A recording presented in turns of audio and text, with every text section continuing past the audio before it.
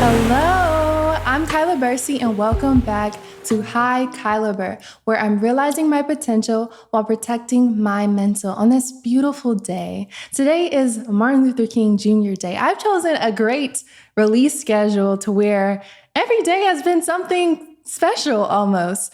I had Christmas, then the following Monday was New Year's Day, and fast forward, here we are to MLK Day, a beautiful man who impacted this world and set the pace for so many other activists, advocates today, back then, that those that may not have been highlighted, but may have, started the wheel for his platform, just like a lot of other Black women creators have got the wheel going for me to get this podcast. And I'm so very grateful for this moment, so very grateful for this place. We still got a bare place, but we're in a new place. I am in my first ever apartment, living solo. It's my last semester of college, and I felt like it was time, not only so I could have a peaceful setup, quiet background, I have to bother any roommate to try to record and work around their schedule. And it's all mine. I feel like I've worked hard for this. I'm so grateful. Thank you, Mom and Dad, for giving me this opportunity to experience what it's like to live in the real world a little bit. And my last year of college, Rhodes College does have a rule, at least it started with my class, where you had to live on campus for 3 years. And I almost did 4, but after my parents saw how dedicated I was to this moment, to this project that I've taken on, and it wasn't even a plea. And this is an apartment complex. Like, I knew I wanted to stay here junior year. Every time we would pass, I'd be like, Mom and Dad, I want to stay there senior year of college. And I'm like, all right, Kyla. But then, last summer I did research and I ended up getting a really nice dorm room. It was a big come up. My first ever dorm at Rhodes was in the basement of Tres. If you go to Rhodes, So I was down in the dungeon, and it was almost like I'd moved up into a penthouse-like vibe for my senior year, and I was so excited. And over time, it just felt like it was time to go. And long story short, I'm so grateful to be here at my new place. I'm all settled in.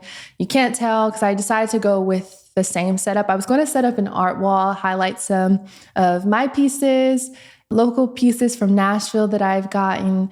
But I thought for congruency purposes, let's stick with the nice bedazzled green background. It was gifted to me by my beautiful cousin, Anissa. I want to thank you for your dedication, your time that you've given me to help me launch this podcast on such short notice. When I came back home, I was like, hey, cuz. She was like, what's up? Because we got that little vibe. So she was very kind to help me. She was my first production manager. This is my first podcast solo. The last 2 episodes, my dad was there to kind of guide me into doing this on my own.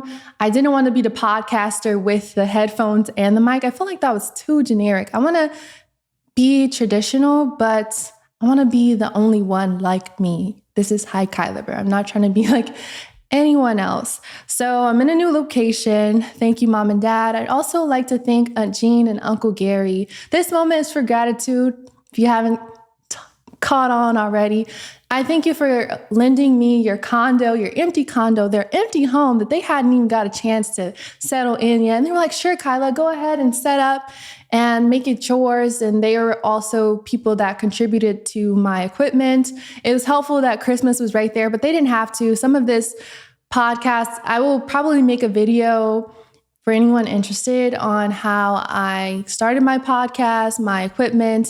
This microphone was pretty expensive, top of the line. But I remember having a conversation with my dad, and he was like, you're not calling it Hikylabur for nothing. I don't want you to have an excuse to not succeed. So Aunt Jean, Dad, Uncle Red, he gifted me my audio interface, Bebe, down to my mic stand, my mom lending me a chair, just everyone that's pitched in. Ivy, my boyfriend, I love you so much. He was also part of the original production team with Anissa and I. He helped us set up, move everything in the first day. And I'm just so grateful to everyone that's told me how much that they can tell that I'm speaking from the heart, that I care about what I'm talking about. And it's not about you being like me. I'm telling my story because it's unique in itself. And that's the beauty about podcasts. You can tell your unique perspective on any topic you choose. You just need to know what you want to talk about. It can be conversational. It can be solo, like I'm doing eventually, getting into season 2 and beyond. I'm thinking ahead, wherever God takes this. He's given me this much. And sometimes he gives us so much more than we can imagine. So thinking, or he may pivot me into another direction, but eventually I'd love to open it up to interviews. But right now, this is my last 6 months of college. Actually, I have less than that. I graduate May 11 and last day of classes, I believe, is April 28th. So I'll be done in no time, but I just want to bask in this moment, walk with a heart of gratitude, and thank each and every one of you, the new subscribers, the new listeners. It's so cool to see the analytics from places where people have listened, and it's maybe like 70 on my downloads, on my analytics, my data chart. But I don't care. I feel like that. Just imagine a room full of 70 people and talking to them. That would warm my heart because I'm very passionate about speaking and what I am pursuing. But that's amazing to me. And I can only be grateful for what's happening, what's to come, and what's next. All right, this is my first full week in my new apartment. I moved in last Saturday, and living alone is not for the week. When my parents left and helped me move all my things from my dorm, I had to get a few extra items. I bought a table from IKEA and I had to pick it up by myself, bring it up the elevator. Luckily, my room is like right off the elevator. But I was like, this is that my back hurts. I have to, you mean I don't just have a room to myself now? But those are things like I had to step back. I was like, look at what I'm complaining about. This is a blessing. If that's my only problem, bring me more. Because there is so much detriment happening in this world. And as I'm building a platform, on a serious note, I would like to say something and stand in solidarity with the innocent people losing lives. In no way, form, fashion is genocide moral. People don't deserve to die for political conflict, and I will stand on that. 2024 all around is about standing on what you believe in. And not only through this podcast, but I think if you're building a platform, it's important to stand up and say something because someone may hear you. For the longest, I didn't know how posting about things on social media or being on my parents' payroll could help me give to a cause that I may not have direct influence on. But I was like, what? Actually, I'm building a platform, and my platform is about speaking not only about things I'm passionate about, but speaking up when things are wrong. And that's what Martin Luther King was about, and so many others. But today is his day, and I want to acknowledge, take a short moment of silence before I get into my message, and in gratitude and asking for love to be put into the hearts of the cruel, and also to remain in those families that are being directly affected by this, and those of us who are still navigating this moment outside of it. Like, what do I do? How do I deal with this? And this is my way, and I hope you can find something that feels right with you. So, quick pause.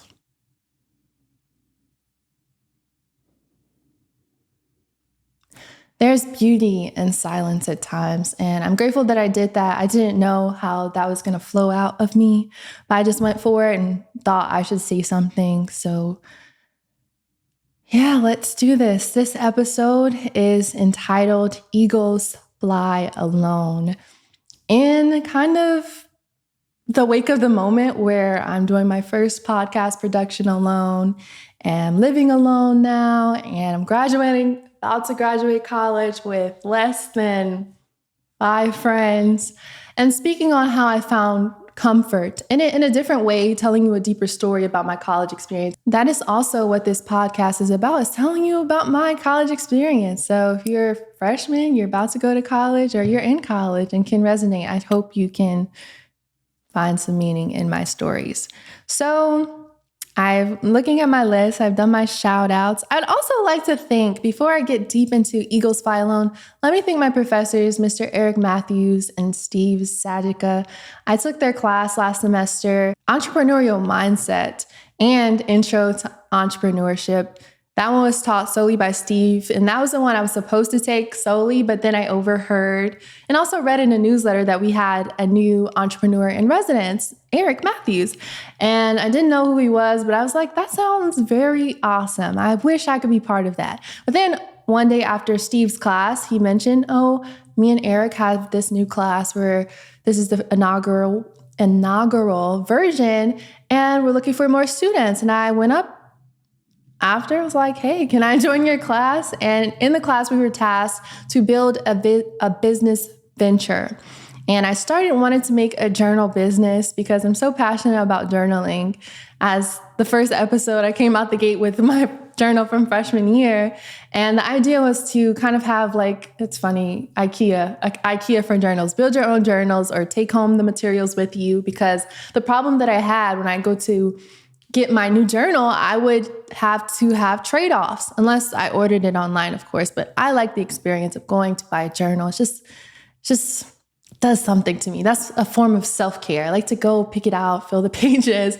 But I would have trade-offs to where I'd pick a cover that I liked, but I couldn't. It was wrapped in plastic, so I couldn't really see the pages. But yeah, so I started with a journal business. We did some consumer discovery. Our challenge or task was to talk to 50 potential customers by the end of the semester. And that process taught me that, okay, through asking people what type of journal would they like to have, a lot of people was like, I want to be more productive. I want a journal to guide me in my day because I'm always slacking off. And I was like, wait a second. I know that feeling.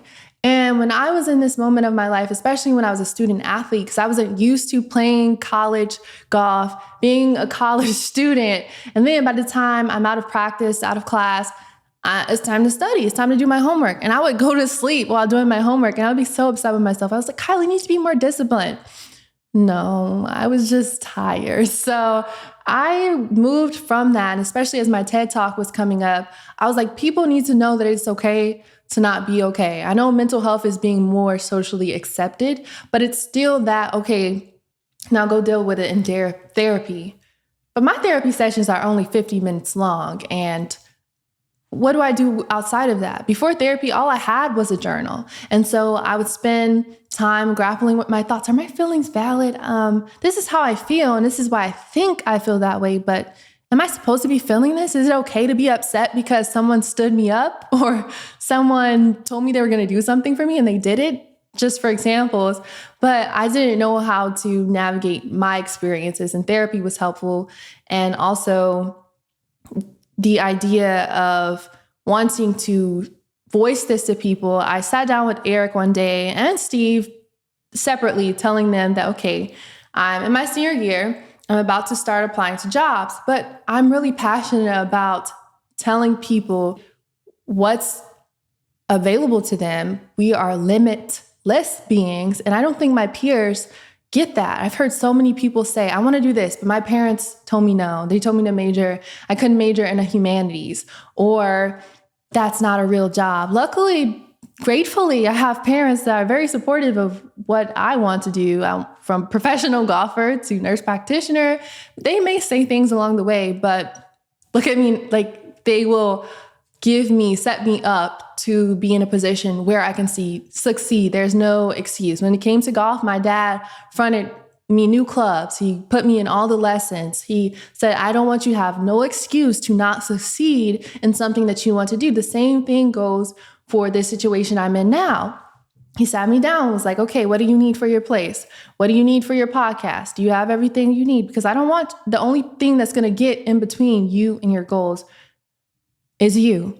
So around this time where I was talking to Steve and Eric about my career kind of conflict of this is the major I'm going to have, and I don't really want to do that, but this is what I really want to do, pursue speaking to people, pursue some type of outreach to inspire and motivate others to realize their potential, live out my purpose. And Eric said, why don't you give yourself a chance to do this. And if it works out by the time you graduate, guess what?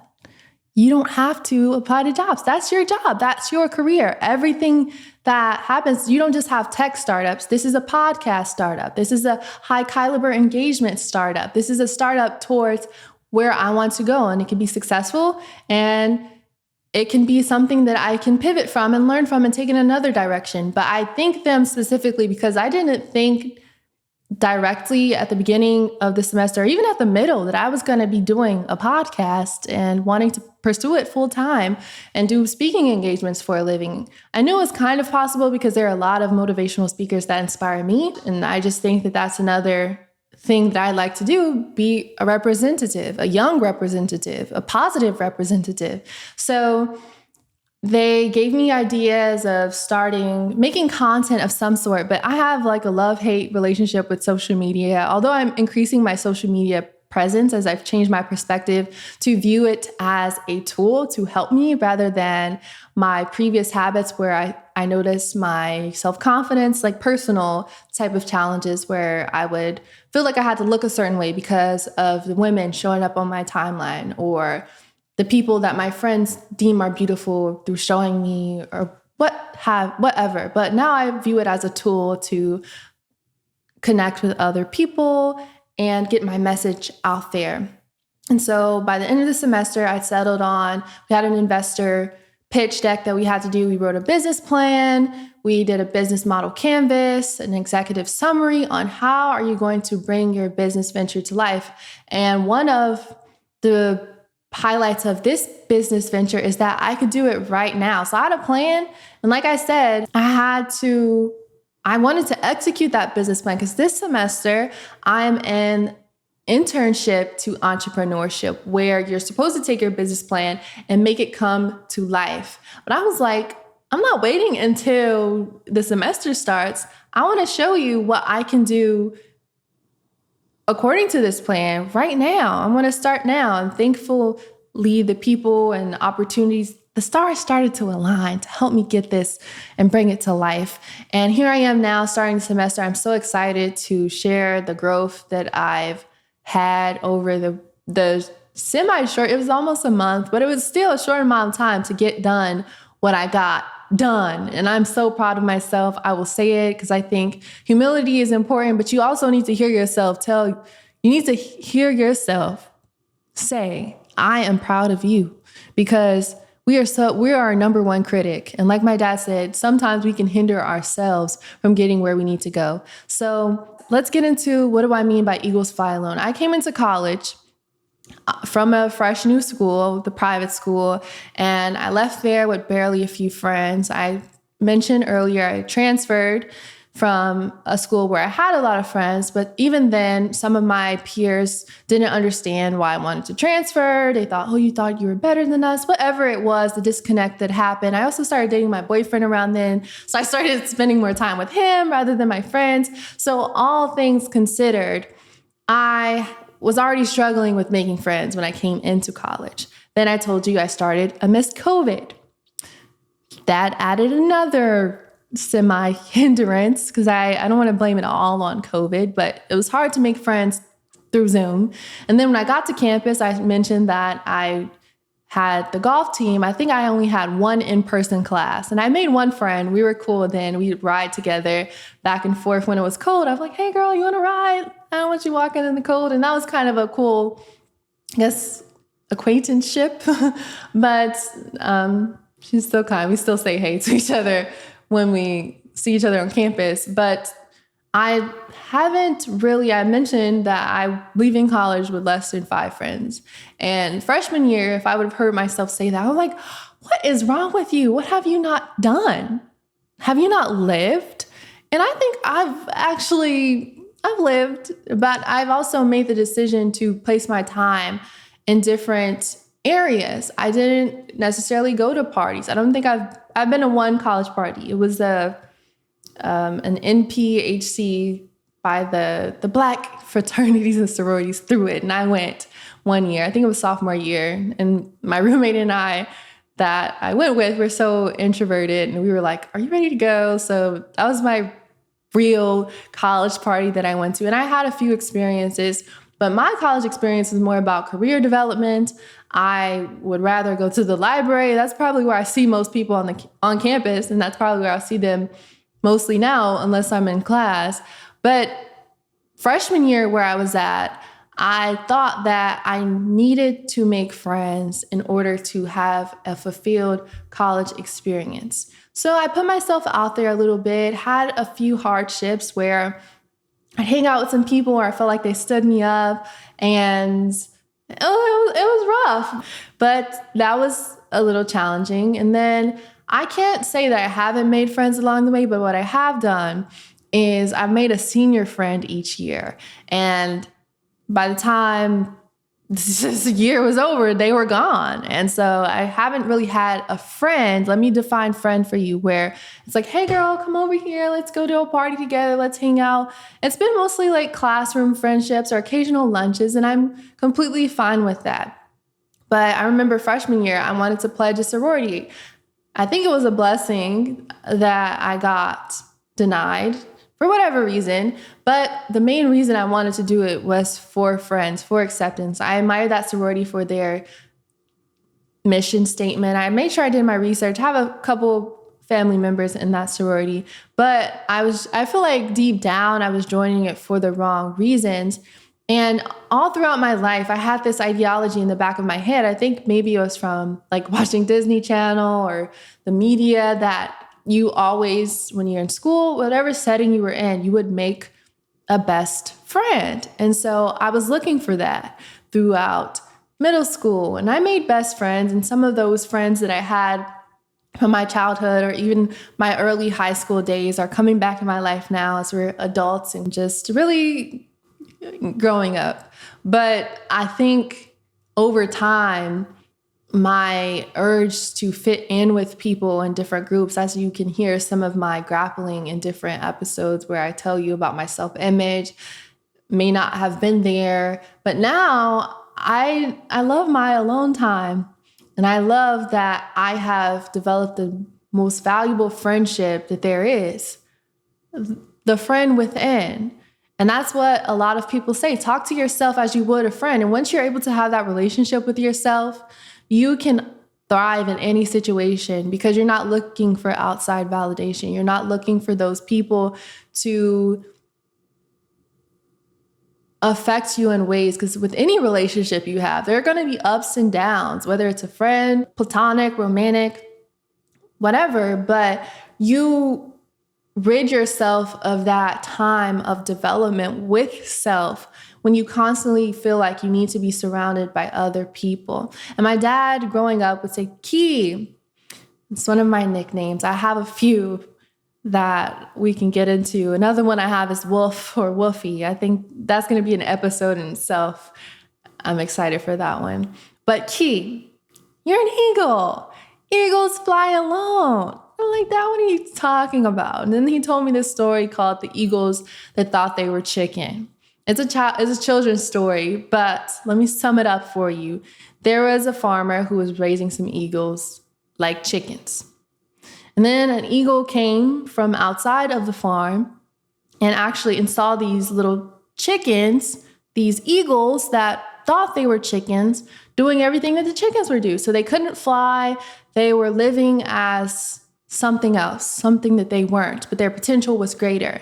And the eagle told the little eagle chicken, that, hey, you're an eagle, you know you can fly, right? And one of them flew away. But then there was another that said, no, I'm a chicken. I'm not supposed to fly. And so that's a different in mindset, and that can be analyzed differently. But he told me that story to say, some people have different callings. And he would tell me that maybe you're a person that isn't going to have a lot of friends, and that's okay. And that's how my life has played out, no matter how much I've tried. But I found the peace within my introvertedness, if that's a word, but being alone. I remember when I'd have friends come over growing up, I'd be ready for them to go because my social battery would drain so fast. But I think there's a lot of things to assess in the eagle's symbolism as well, which is why I chose it for this episodes, and eagles flying alone, playing off the alone, redefining alone for my TED Talk, and how I found the love within. Or also in a spiritual meaning for me is that God is love and he's with us at all times. So you cannot escape yourself. And if you believe in that higher power, then he's with you as well. But I'm going to review my notes here where I highlighted for myself that I took from the eagle is sometimes you have to leave people behind. The eagle flies higher than a lot of other birds, flies at higher altitudes. And some people use that to say that the sky is the limit for those eagles. If you see yourself as one, or you're in some situations like myself where you may not have been always socially accepted or socially apt to socialize. Now, I have been a part of clubs. Shout out to Awesome on Rhodes campus. I was on their e-board for, I think, sophomore year and one semester junior year before I pivoted and started to focus on, okay, I'm about to get a job now. I need to focus on tutoring or do something that's going to help me for where I'm going. And my social battery just wasn't fit for them at the time. And I've gone to a few events on campus, but the point being that I have not been the most social person in my life. And at some point, I have had to leave people behind that didn't align with where I was going. And that hurt deeply. A lot of my best friends that may be coming back around now because, like I said, we're just growing up and having that understanding with each other. But it was hard to do that at times. And to get where you are going to go, the cliche that they say, it's lonely at the top. It doesn't have to be in some cases, but it's lonely being that everyone isn't always going to have the capacity to make it. I love in a recent interview that Michelle Obama did with Jay Shetty, she talked about people climbing Mount Everest. She said she hadn't climbed it herself. Neither have I. So I'm using her example, but she said from people that have climbed that she's taken from for this example, she said that there are different camps, different levels. And some people may not be ready. Everyone starts at the bottom of the mountain together, but everyone may not be ready, whether it's physically fit, mentally fit, to reach the top. And that's just the reality of the situation. And I think that this goes into the next one quite beautifully that resonates with me about the eagle is your destination is different. It plays off of leaving people behind and flying at higher altitudes. The eagle has somewhere to go. Maybe it was meant for you to make it to one level, going back to the Mount Everest example, meaning for your capacity at that moment. But also, you think about the world in a lens that I don't think that there is partiality in the world, meaning that we aren't all supposed to tap into the abundance that's out there, but there are different callings for us. And I say that loosely, meaning that there are different paths that are aligned with our purpose on this earth. And it can be, I feel like I've chosen my purpose, but maybe that was endowed in me in a different way that some people may feel like it comes to them differently. But anyway, that's a different conversation. But your destination is different. And so maybe you have to go solo. My destination is a little different. Maybe it was meant for me to focus at times. My sophomore year, beyond being an awesome, the club organization on campus that I was part of, I barely socialized. And I was on the golf team. I had a roommate at the time. We were both sophomores. The rest of my roommates were seniors, and we were trying to become close to sophomore and I. But I told her, look, I heard your past, that you've been hurt before by someone transferring. I'm trying to transfer. I'm trying to pursue this professional golf career. I don't want to get too close to you. I don't want to hurt your feelings. So it's kind of challenging for me to socialize in some regards because I had different visions, different paths, outlooks for where I was going. So I didn't have time to go down the hall and play games. And that's just how it played out. So the next one is the best lessons learned Let me re-say that. The best lessons, some of the best lessons are learned alone in solitude, where you can hear no one else but yourself. I'll say that one again because this resonates with me deeply. Some of the best lessons are learned alone. And those tie all in there together. Maybe that lesson, when you have to leave someone behind, that lesson wasn't for them. They were the lesson. Now you're sitting thinking about it. You needed to be isolated for a moment to actually be outside of this situation. Because sometimes when we're so close with people or we're so in tune with something that we think is for us, but it was temporary or it never was to begin with, we have blind spots. And then your destination is different. So let's say you were all going somewhere and you had to ride alone, ride on the bus, the train, whatever analogy fits for you, alone to get there. And in that moment, you met someone that was there just for you. But you didn't know that that was the message that you needed to hear at that moment. But if you would have rode with your bestie or your sis or whomever, and y'all in deep conversation, you wouldn't have been paying that random woman, man, whomever came into your space to have that conversation with you any attention.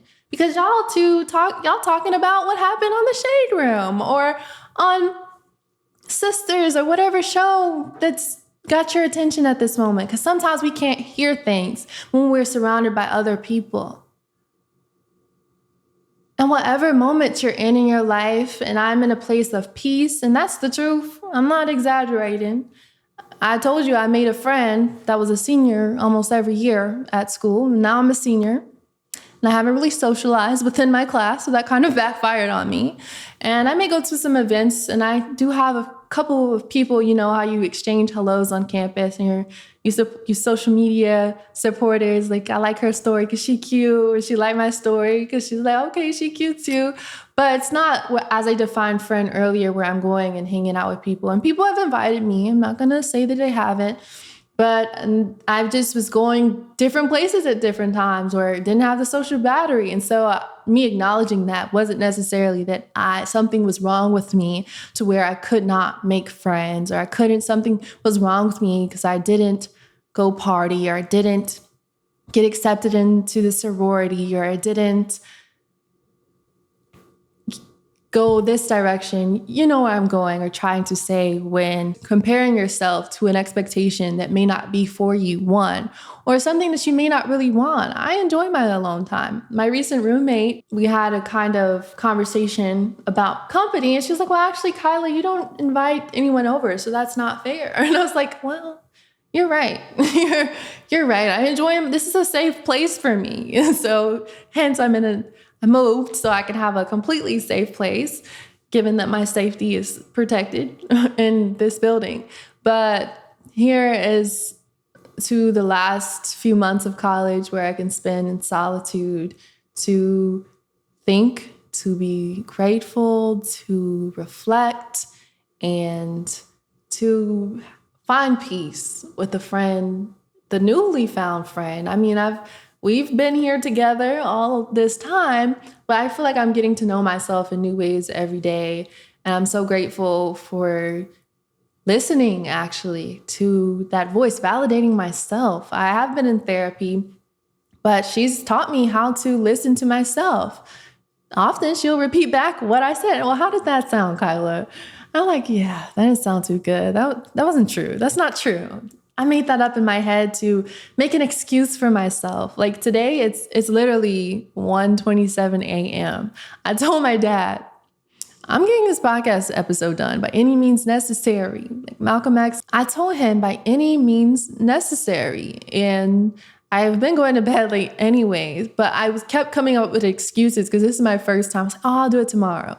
But my episodes come out on Monday. I'm not too tired, and I'm just glad that I'm wrapping it up. I feel like I got my points across, but egos fly alone to say it's okay to have your moments of solitude. It's okay if you're just simply not a social person. It's okay if that friendship didn't work out. It's okay if the friend group disassembled. Y'all may come back together, or maybe it was for a time. Remember, some people you need to leave behind. Maybe they were the lesson. Some lessons are better learned alone because you can hear them. You're outside of the situation now. And then maybe your destination is different. Maybe you had to be removed from that situation to put you on the right track, to allow you to meet new people. I don't know. But I like those three because eagles fly alone. I'd probably say that I can resonate with the eagle because I'm going places. I'm claiming that I'm going places. I'm trusting that I'm going places. And you need to do the same. This year, was this the 15th day out here? Or whatever day it is for you, it is never too late to continue on and go forward. That's your fresh start right there, or the start to continue on. But remember, eagles fly alone. That's all for this episode. I gave my gratitude, but guess what? I did it. I finally got Hikylabur.com online, so it's no looking it up and you're waiting on it. No, it's up. And guess what? Guess what else is on there? Hikylabur Podcast cover tee. It is a black, let me describe it for you. It is a black comfort colors tee. I told the printer, shout out to Grand Palace Silkscreen Printing in Nashville, Tennessee. Gorilla Biscuits, another favorite of mine. They're a vegan biscuit place. I don't gatekeep around here, and I just want everybody to eat, literally. Gorilla Biscuits is a vegan biscuit place. It's kind of my favorite breakfast food. And once I went vegan, I was like, oh my gosh, I don't have biscuits. But guess what? I found Gorilla, and Zach at Gorilla Biscuits told me about Grand Palace. And here's how I got here to my t-shirts. I only got 100 because I wanted to do a limited edition, but it might be limited edition for season 1. But I've sold the first 20 shirts officially, so there are 80 left.